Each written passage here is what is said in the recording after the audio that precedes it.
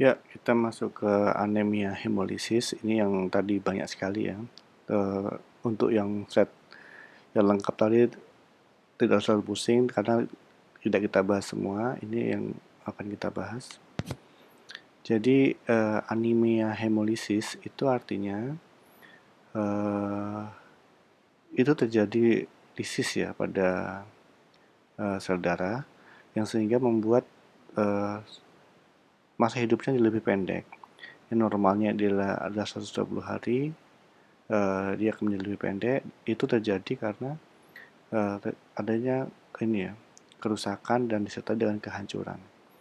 Nah, macam-macamnya yang kita bahas ada spherocytosis herediter, anemia sel sabit, thalassemia, defisiensi glukosa 6 fosfatidehidrogenase, paroxysmal nocturnal hemoglobinuria atau PNH, anemia imunohemolitik dan malaria. Ya, kan kita bahas satu persatu tentang ini. Nah, apa itu spherocytosis herediter? Jadi ini suatu ini ya, gangguan dominan autosom. Jadi ini turunan yang disebabkan karena ada mutasi yang menyebabkan sel darah merah itu pada kerangkanya itu terjadi gangguan sehingga eh, membran itu akan menjadi ini ya, lemah atau hilang dan menyebabkan sel darah merah itu bentuk namanya spherocyte. Dan akhirnya bentuk ini itu ini ya tidak normal dan akhirnya itu akan dimakan oleh makrofag dan dibuang di uh, hati, di limpa. Nah, kejadian ini, spherocytosis herediter itu dimanifestasikan dalam bentuk anemia dan splenomegali atau pembesaran pada limpa. Nah, ini mekanismenya. Jadi ini sel darah merah yang normal, eh, dia punya kerangka. Nah, kerangka itu ini namanya ada spektrin, ada aktin. Nah, pada ini ya, pada eh, spherocytosis herediter, dia terjadi mutasi pada bagian kerangka ini yang membuat uh, bentuknya ini spherocyte. Jadi dia pada lepas nih membrannya nggak stabil sehingga pada lepas akhirnya tidak membentuk cakram bagus ini tapi bentuk hanya seperti ini disebut sebagai spherocyte. Nah, spherocyte ini membrannya sangat ini ya sangat rapuh sehingga uh, dia menyebabkan masalah dan akhirnya terus dimakan oleh makrofag pada limpa dan sel darahnya kan jadinya seperti ini spherosit akhirnya dia terjadi kekurangan darah sel darah merah yang normal dan ini adalah penjelasan bagaimana mekanisme dari spherositosis herediter. Oke, untuk yang pertama sudah selesai, berikutnya kita menginjak ke anemia sel sabit. Jadi ini terjadi pada gangguan pada hemoglobin. Ini terjadi mutasi titik dari asam glutamat menjadi valin.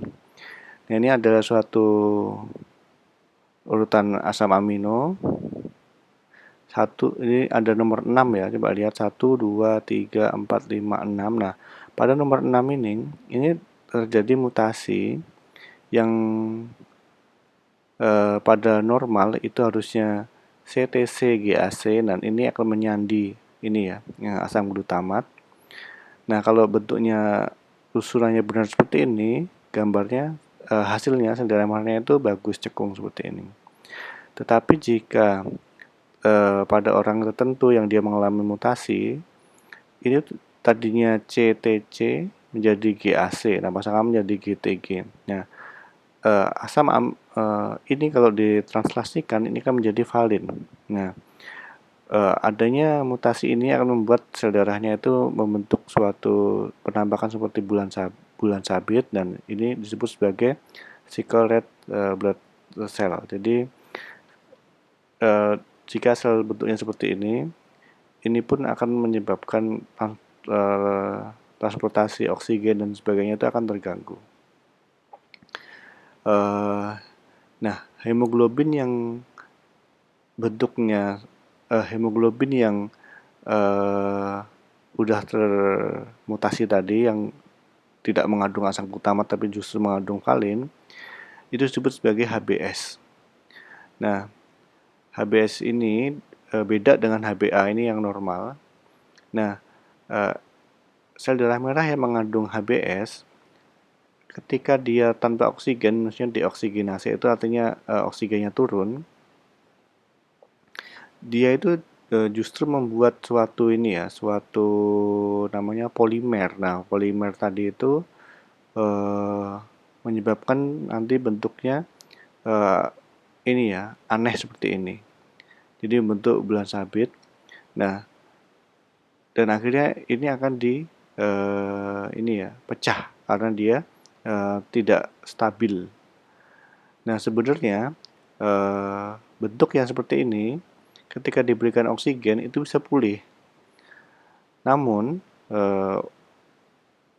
ternyata waktu untuk bisa mengcover oksigen untuk menjadi pulih tadi itu tidak cepat. Nah, sehingga ini tidak bisa pulih dan akhirnya eh, bentuk yang seperti ini itu justru akan menyumbat pembuluh darah mikro.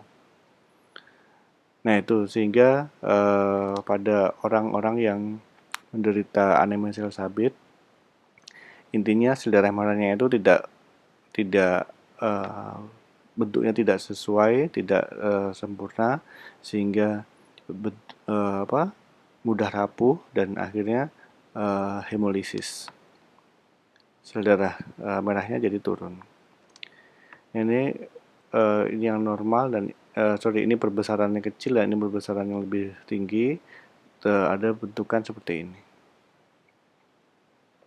Sel darah merah dalam bentuk bulan sabit.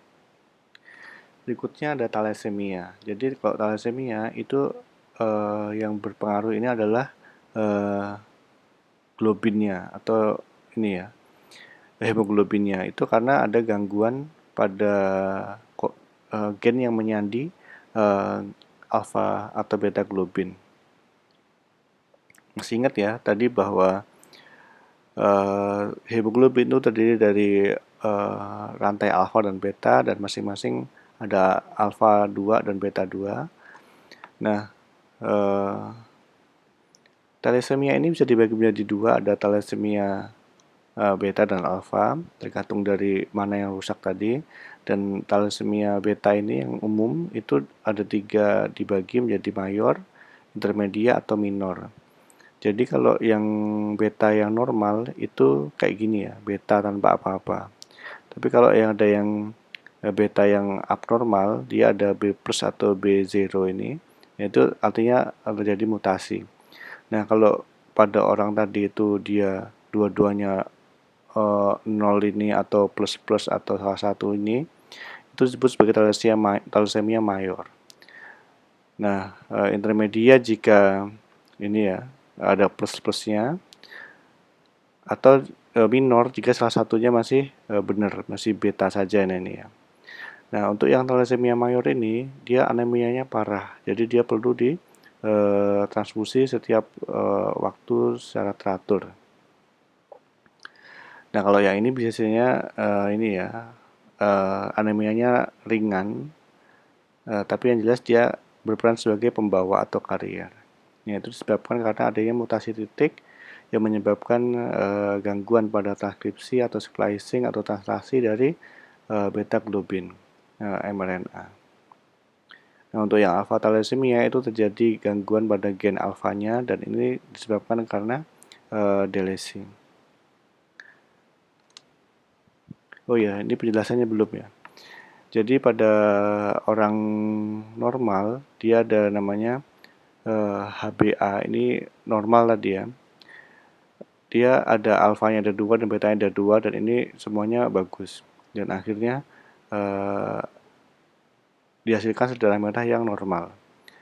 Tapi jika terjadi sintesis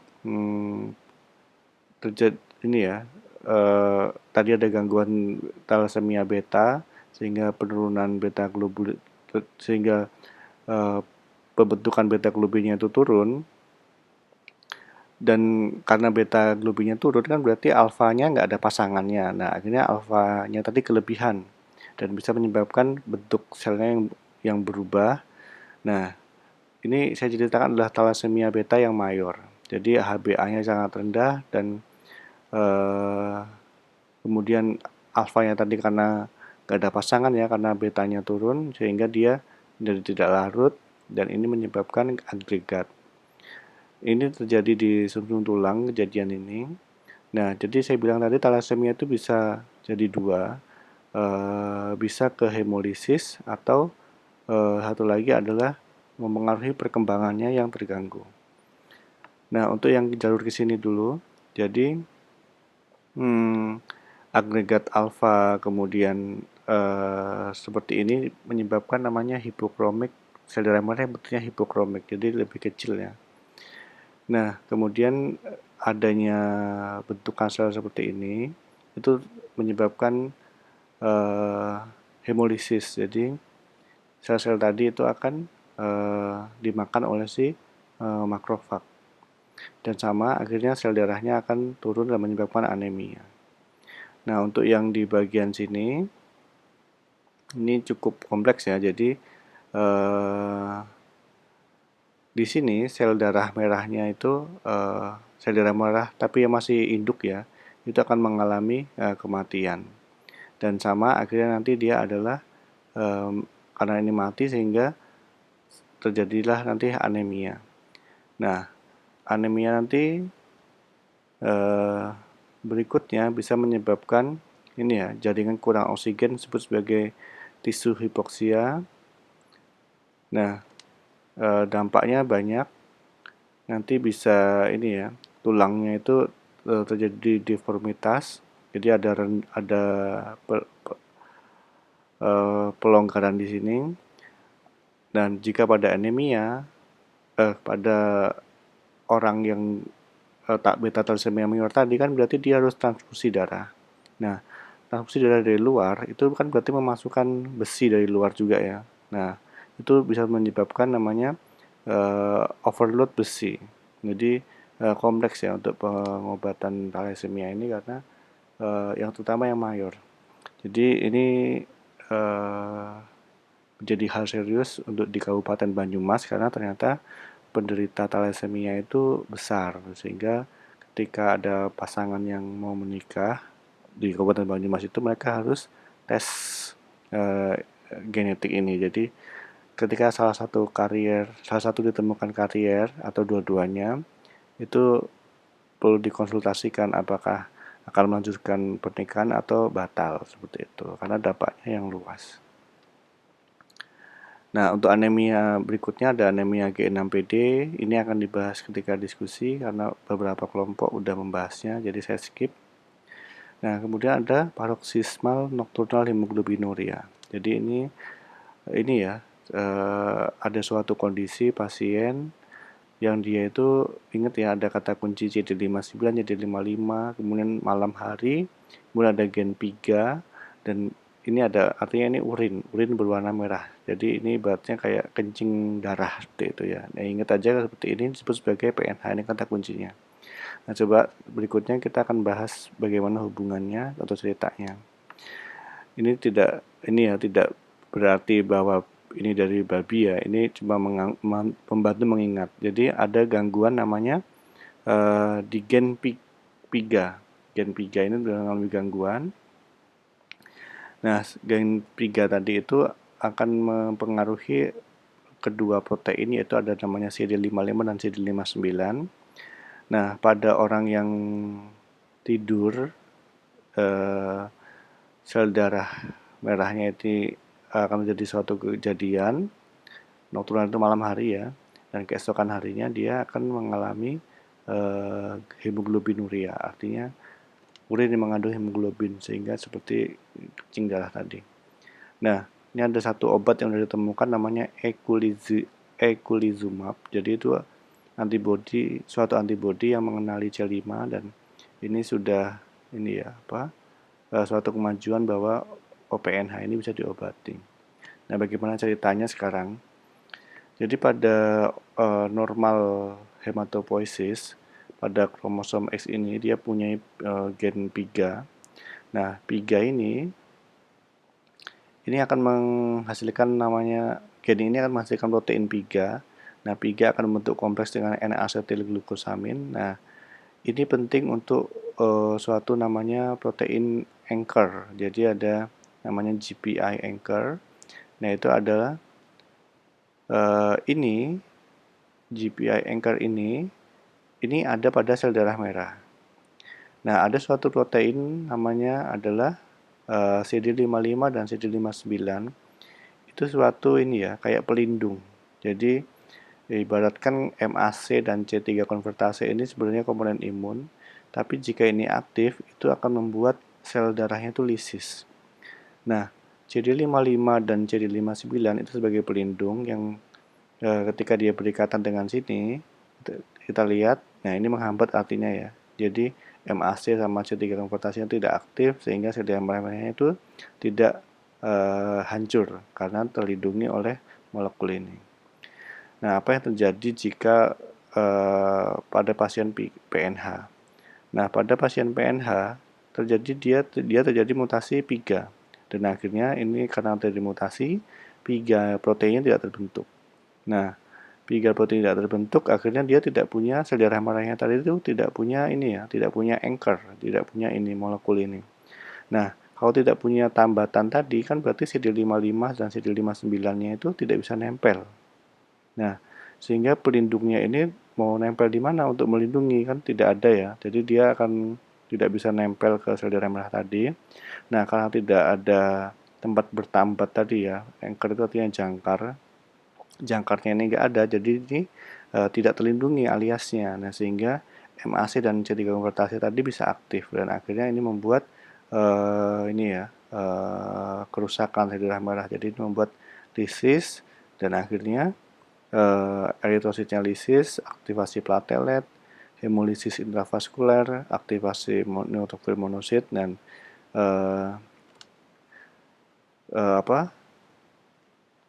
menyebabkan